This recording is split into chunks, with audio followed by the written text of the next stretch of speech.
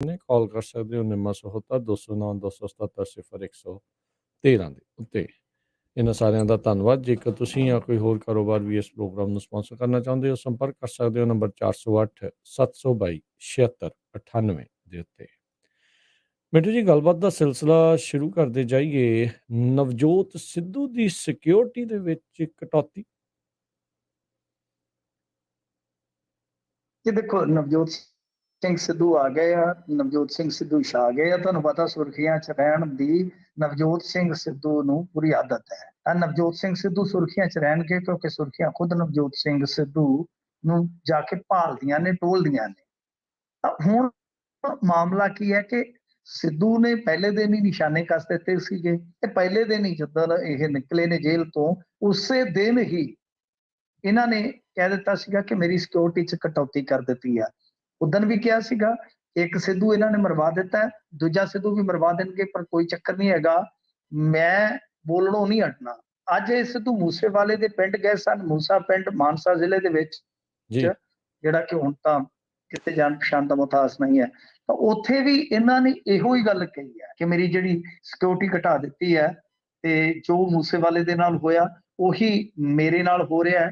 13 ਬੰਦੇ ਰਹਿ ਗਏ ਸਾਰੇ, ਕਹਿੰਦੇ ਕਿ ਇਹ ਮੈਨੂੰ ਡੀਮੋਰਲਾਈਜ਼ ਕਰ ਰਹੇ ਆ, ਪਰ ਮੈਂ ਮਤਲਬ ਕਿ ਹੋਵਾਂਗਾ ਨਹੀਂ। ਇਹ ਚਾਹੁੰਦੇ ਆ ਕਿ ਘਰੋਂ ਨਾ ਨਿਕਲਾਂ, ਪਰ ਮੈਂ ਛਾਤੀ ਠੋਕ ਕੇ ਕਹਿਣਾ ਕਿ ਮੈਨੂੰ ਮੌਤ ਦਾ ਕੋਈ ਭੈ ਨਹੀਂ ਹੈ। ਨਫਾ ਨੁਕਸਾਨ ਤੋਂ ਇਹ ਸਾਰਾ ਕੁਝ ਉੱਪਰ ਹੈ। ਮੇਰੀ ਸਿਕਿਉਰਿਟੀ ਵਾਪਸ ਲੈਣ ਨਾਲ ਮੈਂ ਚੁੱਪ ਨਹੀਂ ਰਹੂੰਗਾ। ਮਤਲਬ ਕਿ ਇੱਥੇ ਵੀ ਨਵਜੋਤ ਸਿੰਘ ਸਿੱਧੂ ਨੇ ਜਨਤਾ ਨੂੰ ਦੱਸਣ ਦਾ ਯਤਨ ਕੀਤਾ ਹੈ ਸਿਕਿਉਰਿਟੀ 'ਚ ਕਟੌਤੀ। ਤਾਂ ਵੈਸੇ ਤੁਹਾਨੂੰ ਪਤਾ ਇਹਦੇ 'ਚ ਰਾਜਨੀਤੀ ਤਾਂ ਵੜ ਹੀ ਜਾਂਦੀ ਆ ਕੇ, ਧੱਕੇ ਨਾਲ ਹੀ ਤੇ ਰਾਜਨੀਤੀ ਹੁੰਦੀ ਵੀ ਹੈ, ਪਰੰਤੂ ਉਹਨਾਂ ਨੇ ਇਹ ਦੱਸਣ ਦਾ ਯਤਨ ਕੀਤਾ ਹੈ ਕਿ ਵੇਖੋ ਵੀ ਮੈਂ ਆਇਆ ਵਾਂ। ਤਾਂ ਆਉਣ ਸਾਰ ਇਹ ਕਿਤੇ ਨਾ ਕਿਤੇ ਮੇਰੇ ਤੇ ਦਬਾਅ ਪਾ ਰਹੇ ਨੇ ਕਿ ਮੈਂ ਪੰਜਾਬ ਵਾਸਤੇ ਨਾ ਬੋਲਾਂ। ਤਾਂ ਇਹ ਅਸਲ ਦੇ ਵਿੱਚ ਮੈਸੇਜ ਦੇਣ ਦਾ ਯਤਨ ਹੈ ਕਿ ਮੈਨੂੰ ਚੁੱਪ ਕਰਾਉਣ ਵਾਸਤੇ ਇਹੀ ਗੱਲਾਂ ਕਰ ਰਹੇ ਨੇ, ਪਰ ਮੈਂ ਚੁੱਪ ਨਹੀਂ ਬੈਠਾ। ਹਾਂ ਦੇਖੋ, ਸਿੱਧੂ ਸਾਹਿਬ ਦੇ ਅੱਗੇ ਚੁਣੌਤੀਆਂ ਤੇ ਬਹੁਤ ਨੇ। ਇੱਕ ਧੜਾ ਮੁਖਾਲਫ ਕਰਦਾ ਹੈ ਪਾਰਟੀ ਦੇ ਅੰਦਰ ਹੀ, ਫਿਰ ਉਸ ਤੋਂ ਇਲਾਵਾ ਆਮ ਆਦਮੀ ਪਾਰਟੀ ਦੀ ਸਰਕਾਰ ਹੈ, ਕਿਉਂਕਿ ਇਹਨਾਂ ਨੂੰ ਲਗਾਤਾਰ ਆਮ ਆਦਮੀ ਪਾਰਟੀ ਦੀ ਸਰਕਾਰ ਖਿਲਾਫ ਬੋਲਣਾ ਪਊ ਜੇ ਅੱਗੇ ਰਾਜਨੀਤੀ ਵਧਾਉਣੀ ਹੈ।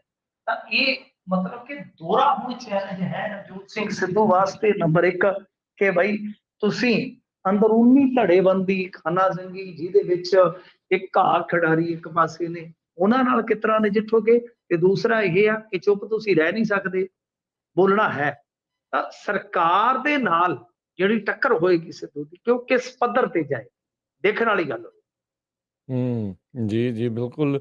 ਸਿਕਿਉਰਿਟੀ ਘੱਟ ਕਰਨ ਦਾ ਮਾਮਲਾ ਆਪਾਂ ਦੇਖਿਆ ਹੀ ਹੈ ਵੀ ਕਿਸ ਬਾਅਦ ਦੇ ਵਿੱਚ ਜਿਹੜਾ ਹੋਵੇ ਕਿਹਾ ਸੀ ਸਰਕਾਰ ਚੰਗੀ ਬੈਕਫੁੱਟ ਤੇ ਜਿਹੜੀ ਉਹ ਆਈ ਆ। ਪਤਾ ਨਹੀਂ ਉਸ ਤੇ ਪੂਰਾ ਕੋਈ ਅਜੇ ਤੱਕ ਕਾਰਵਾਈ ਕਿਸੇ ਚੀਜ਼ ਦੇ ਉੱਤੇ ਹੋਈ ਜਾਂ ਨਹੀਂ, ਪਰ ਨਵਜੋਤ ਸਿੱਧੂ ਨੇ ਇੱਕ ਵਾਰੀ ਫਿਰ ਉਸ ਚੀਜ਼ ਨੂੰ ਸੁਰਖੀਆਂ 'ਚ ਲੈ ਆਂਦਾ ਆ।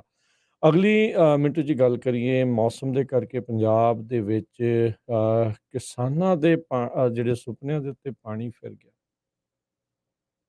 ਹਾਂਜੀ, ਬਹੁਤ ਮੌਸਮ ਖਰਾਬ ਹੋ ਗਿਆ। ਹੁਣ ਤਾਂ ਇਹ ਹਾਲ ਹੈ ਕਿ ਹੁਣੇ ਕਿਸੇ ਨੇ ਭੇਜੀ ਸੀਗੀ ਮੈਨੂੰ WhatsApp ਤੇ ਅਪਡੇਟ। ਅੱਜ ਕੱਲ ਤੁਹਾਨੂੰ ਪਤਾ ਹੈ ਵੈਦਰ ਵਾਸਤੇ ਵੀ ਉਹ ਪੇਜ ਬਣੇ ਹੋਏ ਆ। ਤਾਂ ਕਿਸੇ ਮਤਲਬ ਕਿ ਪੇਸ਼ੀਨ ਗੋਈ ਕੀਤੀ ਹੈ ਪੇਜ ਨੇ ਕਿ ਭਾਈ ਅੱਜ ਰਾਤ ਨੂੰ ਹੁਣ ਤੱਕ ਦਾ ਸਭ ਤੋਂ ਤਗੜਾ ਮੀਂਹ ਆ ਸਕਦਾ ਕੁਛ ਏਰੀਆ 'ਚ। ਤਾਂ ਤੁਸੀਂ ਆਪ ਹੀ ਅੰਦਾਜ਼ਾ ਲਾ ਲਓ ਕਿ ਕੀ ਚੱਲ ਰਿਹਾ ਹੈ।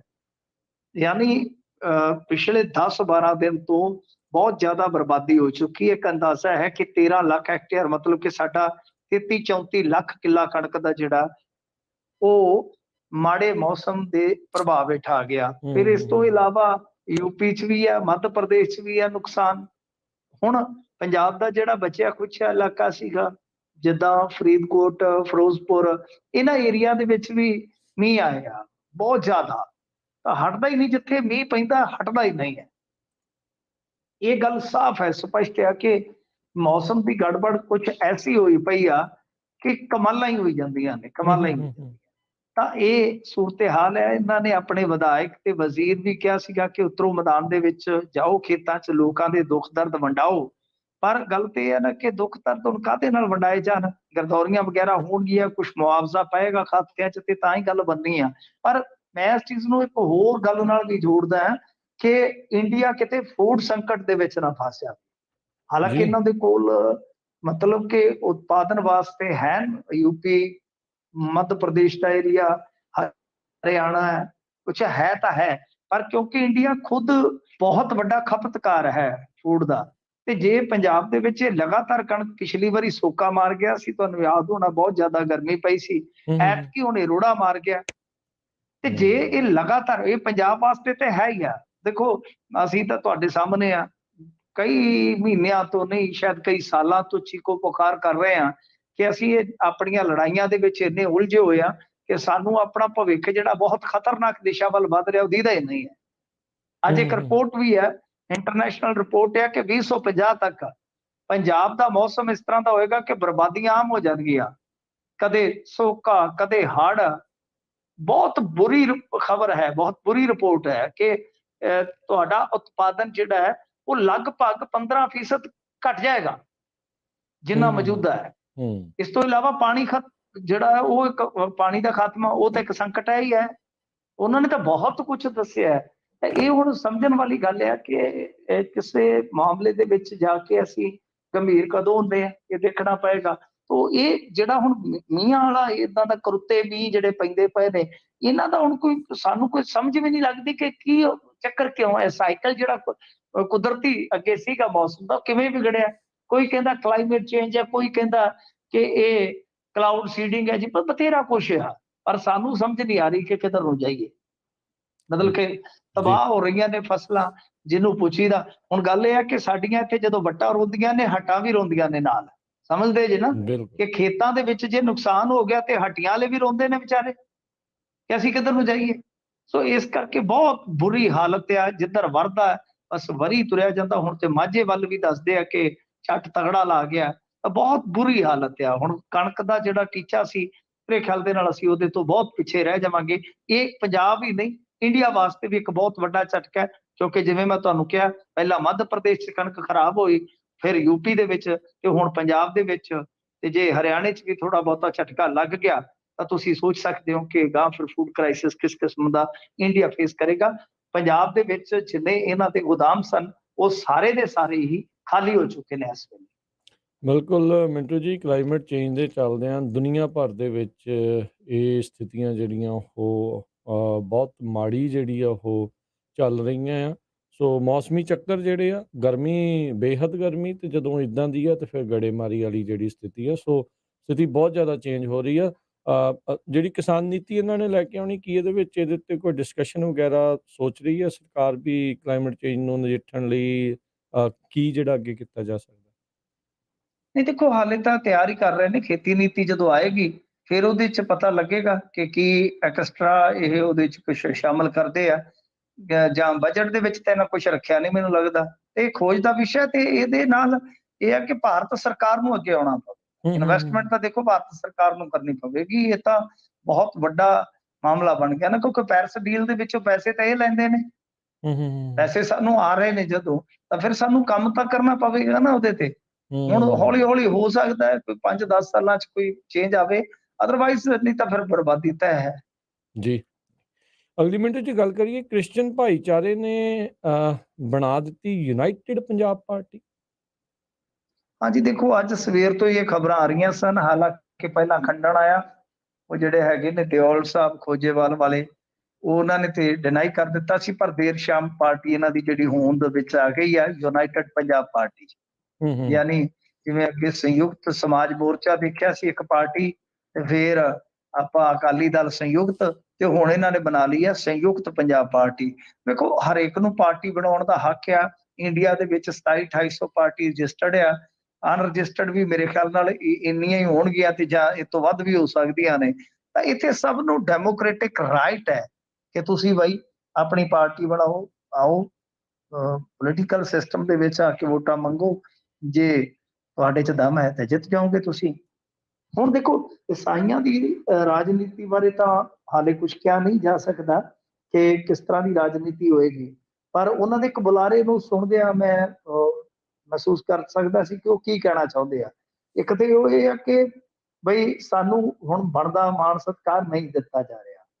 ਸੈਕਿੰਡ ਥਿੰਗ, ਉਹ ਕਹਿ ਰਹੇ ਨੇ ਕਿ ਬਈ ਗੱਲ ਇਹ ਆ ਕਿ ਸਾਡਾ ਜਿਹੜਾ ਰਾਜਨੀਤੀਕਰਨ ਦਾ ਹੈ ਕਿ ਉਹ ਅਸੀਂ ਦੂਜੀਆਂ ਧਿਰਾਂ ਨੂੰ ਵੀ ਨਾਲ ਲਵਾਂਗੇ, ਦੂਜੇ ਜੀ ਭਾਈਚਾਰਿਆਂ ਨੂੰ ਵੀ ਨਾਲ ਲਵਾਂਗੇ। ਸਾਡਾ ਰਾਜਨੀਤੀਕਰਨ ਦਾ ਇਹ ਮਕਸਦ ਹਰਗਿਜ਼ ਨਹੀਂ ਹੈ ਕਿ ਇਕੱਲੇ ਈਸਾਈਆਂ ਤੇ ਹੀ ਅਸੀਂ ਆਪਣੀ ਰਾਜਨੀਤੀ ਨੂੰ ਕੇਂਦਰਿਤ ਰੱਖਣਾ ਹੈ।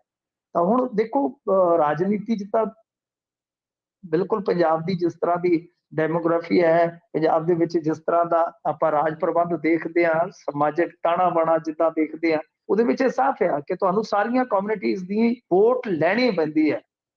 ਹੁਣ ਇਹਨਾਂ ਦਾ ਤਾਂ ਗੁੱਡਾ ਬਹੁਤ ਵੱਜਾ ਹੋਇਆ, ਤੁਹਾਨੂੰ ਪਤਾ ਹੀ ਆ। ਜੀ ਅੱਜ ਜੀ ਵੀ ਆਰਪੀ ਸਿੰਘ ਆ ਜਿਹੜਾ ਇਹਨਾਂ ਦਾ ਆਰਐਸਐਸ ਵਾਲਿਆਂ ਦਾ, ਰਾਸ਼ਟਰੀ ਸਿੱਖ ਸੰਗਤ ਵਾਲਾ, ਉਹ ਤੇ ਪੈ ਗਿਆ। ਉਹ ਕਹਿੰਦਾ ਕਿ ਨਕਾਰੇ ਐਸਜੀਪੀਸੀ ਵਾਲੇ ਤੇ ਜਥੇਦਾਰ ਨੂੰ ਵੀ ਸੁਣਾਈਆਂ ਇਹ ਕ੍ਰਿਸਚਨਸਤਾਨ ਬਣਾ ਦੇਣਗੇ, ਕ੍ਰਿਸਚਨਸਤਾਨ ਸ਼ਾਇਦ ਕਿਹਾ ਸੀਗਾ, ਇਹ ਬਣਾ ਕੇ ਦਮ ਲੈਣਗੇ। ਉਹ ਇਸ ਤਰ੍ਹਾਂ ਦੀਆਂ ਗੱਲਾਂ ਕਰ ਰਹੇ ਨੇ। ਪਰ ਇਹਨਾਂ ਦੇ ਜਿਹੜੇ ਤਰਜਮਾਨ ਨੇ ਗਰੇਵਾਲ ਸਾਹਿਬ, ਉਹ ਬੋਲ ਰਹੇ ਸਨ, ਉਹ ਕਹਿੰਦੇ ਵੀ ਸਾਰਿਆਂ ਨੂੰ ਹੱਕ ਆ ਤੇ ਕੋਈ ਗੱਲ ਨਹੀਂ, ਇਹਨਾਂ ਦਾ ਵੀ ਸਵਾਗਤ ਆ। ਪਰ ਮਸਲਾ ਕੀ ਹੈ ਕਿ ਅਸਲ 'ਚ ਮੈਨੂੰ ਤੇ ਇਉਂ ਜਾਪਿਆ ਕਿ ਇਹਨਾਂ ਦੀਆਂ ਜਿਹੜੀਆਂ ਆਪਣੀਆਂ ਕੁਝ ਮੰਗਾਂ ਨੇ, ਅੱਗੇ ਅਕਾਲੀ ਦਲ ਬਾਦਲ 'ਚ ਕੀ ਸੀਗਾ ਕਿ ਇਹ ਮਾੜਾ ਮੋਟਾ ਕਰ ਦਿੰਦੇ ਸਨ। ਇਹਨਾਂ ਨੇ ਬਥੇਰਾ ਵੈਸੇ ਪੈਸਾ ਧੇਲਾ ਵੀ ਦਿੱਤਾ ਕ੍ਰਿਸਚਨ ਭਾਈਚਾਰੇ ਨੂੰ। ਇਹਨਾਂ ਦਾ ਮਸੀਹ ਇੱਕ ਹੁੰਦਾ ਵੀ ਸੀਗਾ, ਸ਼ਾਇਦ ਕਿਸੇ ਬੋਰਡ ਦਾ ਉਹ ਚੇਅਰਮੈਨ ਸੀਗਾ। ਤਾਂ ਇਸ ਤਰ੍ਹਾਂ ਮਤਲਬ ਹੁੰਦਾ ਸੀਗਾ। ਪਰ ਹੁਣ ਇਹ ਕਹਿੰਦੇ ਕਿ ਬਿਲਕੁਲ ਸਾਡੀ ਕਹਿ ਸਕਦੇ ਆ ਕਿ ਅਣਦੇਖੀ ਕੀਤੀ ਜਾ ਰਹੀ ਹੈ। ਦੂਜੀ ਚੀਜ਼ ਇੱਕ ਹੋਰ ਵੀ ਹੈ ਨਾ, ਇਹ ਵੀ ਆਪਾਂ ਦੇਖਿਆ ਕਿ ਵਾਕਿਆ ਰਾਜਨੀਤਿਕ ਚੌਖਟੇ ਦੇ ਵਿੱਚ ਜਦੋਂ ਆਪਾਂ ਪੰਜਾਬ 'ਚ ਦੇਖਦੇ ਹਾਂ, ਇਹ ਜਿਹੜੀਆਂ ਮਾਈਨੋਰਟੀਜ਼ ਨੇ, ਇਹਨਾਂ ਦੀਆਂ ਕੁਝ ਸਮੱਸਿਆਵਾਂ ਤਾਂ ਹੈਗੀਆਂ ਨੇ। ਚਾਹੇ ਹਿੰਦੂ ਨੇ, ਹਿੰਦੂ ਕਹਿੰਦੇ 576 ਸਾਡੇ ਮੰਦਿਰ ਤਾਂ ਸਰਕਾਰੀ ਕਬਜ਼ੇ ਹੇਠ ਨੇ। ਦੇਖੋ ਕਿੱਡੀ ਇੱਕ ਬੜੀ ਕਮਾਲ ਦੀ ਗੱਲ ਹੈ ਇਹ। ਜੀ ਮੈਂ ਖੁਦ ਭਾਰਦਵਾਜ ਸਾਹਿਬ ਜਿਹੜੇ ਆ, ਉਹਨਾਂ ਦੀ ਗੱਲ ਸੁਣ ਕੇ ਹੈਰਾਨ ਰਹਿ ਗਿਆ। ਉਹ ਕਹਿੰਦਾ 576 ਸਾਡੇ ਮੰਦਿਰ ਸਰਕਾਰ ਦੇ ਕਬਜ਼ੇ ਹੇਠ ਨੇ। ਫਿਰ ਇਸ ਤੋਂ ਇਲਾਵਾ ਇਹਨਾਂ ਦੇ ਕੋਲ ਕਬਰਾਂ ਨਹੀਂ ਹੁੰਦੀਆਂ, ਕਈ ਵਾਰ ਸੰਸਕਾਰ ਕਰਨ ਤੋਂ ਰੋਕ ਦਿੱਤਾ ਜਾਂਦਾ। ਬਹੁਤ ਥਾਵਾਂ ਤੇ, ਇੱਕ ਵਾਰੀ ਸਾਡੇ ਇੱਥੇ ਪਿੰਡਾਂ 'ਚ ਰੌਲਾ ਪੈ ਗਿਆ ਸੀਗਾ, ਠੀਕ ਹੈ। ਉਹ ਕੋਈ ਜਨਾਨੀ ਵਿਚਾਰੀ ਸਾਈ ਬਣੀ ਸੀ, ਉਹਨੂੰ ਸਿਵਿਆਂ 'ਚ ਸੜ ਨਹੀਂ ਸੀ ਦਿੱਤਾ ਗਿਆ, ਮਲੋਟ ਜਾ ਕੇ ਸੰਸਕਾਰ ਹੋਇਆ ਸੀ ਉਹਦਾ। ਤੋਂ ਇਹ ਚੀਜ਼ਾਂ ਜਿਹੜੀਆਂ ਨੇ ਬਈ ਉਹ ਹੁੰਦੀਆਂ ਇਹ ਫਿਰ ਆਪਣਾ ਠੀਕ ਹੈ, ਦੇਖ ਲੈਣ ਭੱਜ ਕੇ ਕਿ ਕੀ ਉਹ ਪੋਲੀਟੀਕਲ ਸਿਸਟਮ ਦੇ ਵਿੱਚ ਆ ਕੇ ਆਪਣੀਆਂ ਸਮੱਸਿਆਵਾਂ ਹੱਲ ਕਰ ਸਕਦੇ ਆ ਕਿ ਨਹੀਂ ਕਰ ਸਕਦੇ। ਪਰ ਕਿਤੇ ਨਾ ਕਿਤੇ ਜੋ ਪਿਛਲੇ ਦਿਨੀ ਪ੍ਰਚਾਰ ਵਗੈਰਾ ਚੱਲ ਰਹੇ ਆ, ਇਹਨਾਂ ਨੂੰ ਵੀ ਲੱਗਦਾ ਕਿ ਹੁਣ ਵੇਲਾ ਹੈਗਾ ਕਿ ਜਿਸ ਤਰ੍ਹਾਂ ਸਾਡੇ ਤੇ ਨਿਸ਼ਾਨੇ ਕੱਸੇ ਜਾਂਦੇ ਆ ਕਿ ਅਸੀਂ ਹੁਣ ਥੋੜਾ ਦਮਖਮ ਵਿਖਾਈਏ। ਨਾਲੇ ਪਤਾ ਲੱਗ ਜੂ ਕਿ ਇਹਨਾਂ ਦੀ ਕਿੰਨੀ ਕੁ ਵੋਟ ਹੈ, ਕਿੰਨੀ ਕੁ ਇਹਨਾਂ ਦੀ ਵਸੋਂ ਹੋ ਚੁੱਕੀ ਆ। ਜੀ ਜੀ ਜੀ ਅਗਲੀ ਗੱਲ ਕਰੀਏ, ਨਸ਼ੇ ਦੇ ਮੁੱਦੇ ਦੇ ਉੱਤੇ ਹਾਈ ਕੋਰਟ ਨੇ ਪੰਜਾਬ ਸਰਕਾਰ ਤੋਂ ਰਿਪੋਰਟ ਤਲਬ ਕੀਤੀ ਹੈ ਜੀ। ਹਾਂਜੀ ਦੇਖੋ, ਹਾਈ ਕੋਰਟ ਨੇ ਖਾਸਾ ਚਿਰ ਪਹਿਲਾਂ ਨਾ ਇਹ ਮਤਲਬ ਕਿ ਮਾਮਲਾ ਚੁੱਕਿਆ ਸੀਗਾ ਜਦੋਂ ਹਾਈ ਕੋਰਟ 'ਚ, ਤੇ ਇਹਨਾਂ ਨੂੰ ਕਿਹਾ ਸੀਗਾ ਕਿ ਤੁਸੀਂ ਕੁਝ ਐਫਰਟਸ ਕਰੋ ਇਸ ਤਰ੍ਹਾਂ ਦੇ ਕਿ ਜਿਹਦੇ ਨਾਲ ਆਉਣ ਵਾਲੇ ਸਮੇਂ ਦੇ ਵਿੱਚ ਬੱਚਿਆਂ ਨੂੰ ਬਚਾਇਆ ਜਾ ਸਕੇ। ਮਸਲਨ ਕਿ ਬਈ ਤੁਸੀਂ ਸਕੂਲਾਂ ਦੇ ਵਿੱਚ, ਕਾਲਜਸ ਦੇ ਵਿੱਚ ਤੁਸੀਂ ਜਿਹੜਾ ਇੱਕ ਵਿਸ਼ਾ ਹੈ ਡਰੱਗ ਦਾ, ਉਹ ਸ਼ਾਮਲ ਕਰਵਾ ਲਓ, ਠੀਕ ਹੈ। ਉਹਦੇ ਨਾਲ ਖਾਸਾ ਫਰਕ ਪਏਗਾ। ਤਾਂ ਇਹ ਚੀਜ਼ਾਂ ਮਤਲਬ ਕਿ ਹੋਈਆਂ। ਹੁਣ ਇੱਕ ਸਟੇਟਸ ਰਿਪੋਰਟ ਜਿਹੜੀ ਹੈ ਉਹ ਤਲਬ ਕੀਤੀ ਗਈ ਹੈ ਕਿ ਤੁਸੀਂ ਕੀਤਾ ਕੀ ਆ ਹੁਣ ਤੱਕ, ਮਤਲਬ ਕਿ ਰੀਹੈਬ ਵਾਸਤੇ ਜਾਂ ਜਿਹੜੀਆਂ ਹੋਰ ਕੋਸ਼ਿਸ਼ਾਂ ਤੁਹਾਡੀਆਂ ਸੀਗੀਆਂ ਉਹ ਕਿੱਥੇ ਕੁ ਗਈਆਂ ਨੇ। ਤਾਂ ਇਹਦੇ ਤੇ ਹੁਣ ਸਟੇਟਸ ਰਿਪੋਰਟ ਇਹ ਦੇਣਗੇ। ਪਰ ਨਾ ਤਾਂ ਅਸੀਂ ਪ੍ਰੋਪਰ ਇੱਕ ਕਹਿ ਲਓ ਕਿ ਸਿਸਟਮੈਟਿਕਲੀ ਢੰਗ ਨਾਲ ਸਕੂਲਾਂ ਕਾਲਜਾਂ 'ਚ ਅਵੇਅਰਨੈਸ ਇਸ ਤਰ੍ਹਾਂ ਫੈਲਾ ਸਕੇ ਆ। ਇਹ ਤੁਹਾਨੂੰ ਮੈਂ ਹੁਣ ਦੱਸ ਦਿੰਦਾ, ਇਹ ਜੋ ਮਰਜ਼ੀ ਕਹਿਣ, ਸਾਡੇ ਕੋਲ ਮਤਲਬ ਕਿ ਇਸ ਤਰ੍ਹਾਂ ਦਾ ਹੈ ਨਹੀਂ ਹੈ ਸਿਸਟਮ। ਤਾਂ ਦੂਜੀ ਚੀਜ਼ ਇਹ ਹੈ ਕਿ ਰੀਹੈਬ ਦਾ ਵੀ ਸਰਕਾਰ ਦਾ ਕੋਈ ਖਾਨਾ ਪੂਰਤੀ ਵਾਲਾ ਕੰਮ ਹੈ, ਠੋਸ ਨਹੀਂ ਹੈ। ਉੱਤੋਂ ਤਾਂ ਹੁਣ ਇੱਕ ਪਟੀਸ਼ਨ ਹੋਰ ਪਈ ਖਲੋਤੀ ਹੈ ਜਿਹਦੇ ਵਿੱਚ ਬਾਰਡਰ ਏਰੀਏ 'ਚੋਂ ਜਾ ਕੇ ਪਟੀਸ਼ਨ ਕਰਤਾ ਨੇ ਆਖਿਆ ਵਾ ਕਿ ਕੁੜੀਆਂ ਤੋਂ ਖਲੋਤਾ ਨਹੀਂ ਜਾਂਦਾ, ਪੈਰਾਂ ਤੇ ਰੱਜੀਆਂ ਫਿਰਦੀਆਂ ਨੇ ਉਹ। ਤਾਂ ਇਸ ਤਰ੍ਹਾਂ ਹੈ ਕਿ ਇਹ ਹਾਈ ਕੋਰਟ ਦੇ ਵਿੱਚ ਮਾਮਲੇ ਜਾਂਦੇ ਨੇ ਗਾਏ ਬਗਾਏ, ਤਾਂ ਫਿਰ ਹਾਈ ਕੋਰਟ ਚਿੰਤਾ ਵੀ ਇਹਦੇ ਤੇ ਪ੍ਰਗਟਾਉਂਦਾ ਹੈ। ਪਰ ਮਸਲਾ ਤੇ ਇਹ ਹੈ ਨਾ ਕਿ ਖੁਦ ਹਾਈ ਕੋਰਟ ਦੇ ਵਿੱਚ ਹੀ ਡਰੱਗ ਵਾਲੀਆਂ ਰਿਪੋਰਟਾਂ ਜਿਹੜੀਆਂ 5 ਸਾਲ ਪਈਆਂ ਰਹੀਆਂ, ਇਹ ਵੀ ਤੇ ਕਿਤੇ ਨਾ ਕਿਤੇ ਗੈਰ ਗੰਭੀਰਤਾ ਦਰਸਾਉਂਦਾ ਹੈ। ਤੇ ਜੁਡੀਸ਼ਰੀ ਵੀ ਠੀਕ ਆ, ਬਹੁਤ ਵਧੀਆ ਜੱਜ ਜਿਹੜੇ ਆ ਉਹ ਸਵਾਲਾਤ ਕਰਦੇ ਨੇ, ਉਹ ਕਟਾਕਸ਼ ਕਰਦੇ ਨੇ, ਪਰੰਤੂ ਜਿਹੜੀਆਂ ਚੀਜ਼ਾਂ ਹੋਣੀਆਂ ਚਾਹੀਦੀਆਂ ਕਾਨੂੰਨੀ ਲਿਹਾਜ਼ ਨਾਲ ਦੇਖੀਏ ਤਾਂ ਉਹਨਾਂ ਵਿੱਚ ਵੀ ਦੇਰੀ ਕੋਈ ਬਹੁਤ ਵਧੀਆ ਗੱਲ ਨਹੀਂ ਹੈ।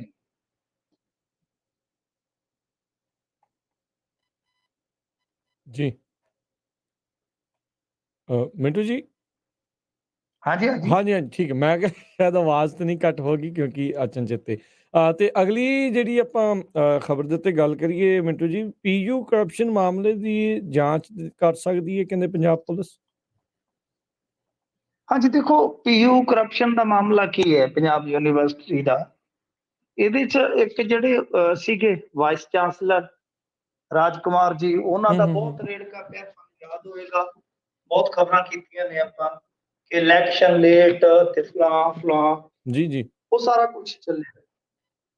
ਹੁਣ ਇੱਕ ਚੱਕਰ ਹੋਰ ਵੀ ਸੀਗਾ ਉੱਥੇ ਯੂਨੀਵਰਸਿਟੀ ਦਾ। ਇਹ ਚੱਕਰ ਸੀਗਾ ਕਿ ਕੁਝ ਦੋਸ਼ ਲੱਗਦੇ ਨੇ, ਹੁਣ ਦੋਸ਼ ਸੱਚੇ ਨੇ ਝੂਠੇ ਨੇ ਆਪਾਂ ਨਹੀਂ ਕਹਿ ਸਕਦੇ, ਪਰ ਉੱਥੋਂ ਜਦੋਂ ਆਪਾਂ ਗੱਲਾਂ ਸੁਣਨੇ ਆ ਤੇ ਗੱਲਾਂ ਕੁਝ ਇਸ ਤਰ੍ਹਾਂ ਦੀਆਂ ਹੀ ਹੈ ਕਿ ਖਾਸਾ ਵੀ ਉੱਥੇ ਗੜਬੜ ਚਾਲਾ ਚੱਲਿਆ। ਯੂਨੀਵਰਸਿਟੀ ਦੇ ਵਿੱਚ ਭਰਤੀ ਵਗੈਰਾ ਹੋਈ, ਇੱਕ ਤਾਂ ਉਸ ਨੂੰ ਲੈ ਕੇ ਹੈ ਕਿ ਯੂਨੀਵਰਸਿਟੀ ਦੀ ਭਰਤੀ ਦੇ ਵਿੱਚ ਵੀ ਗੜਬੜ ਚਾਲਾ ਹੋਇਆ। ਇਹ ਤੋਂ ਇਲਾਵਾ ਕੁਝ ਹੋਰ ਚੀਜ਼ਾਂ ਨੇ, ਤਾਂ ਉਹ ਫਿਰ ਵਾਈਸ ਚਾਂਸਲਰ ਤਾਂ ਚਲੇ ਗਏ ਸਨ, ਤਾਂ ਜਾਂਚ ਪੜਤਾਲ ਫਿਰ ਓਬਵੀਅਸਲੀ ਗੱਲ ਇਹ ਆ ਕਿ ਬਈ ਕਿਸੇ ਨਾ ਕਿਸੇ ਪਾਸੇ ਤਾਂ ਤੋਰ ਨਹੀਂ ਸੀਗੀ।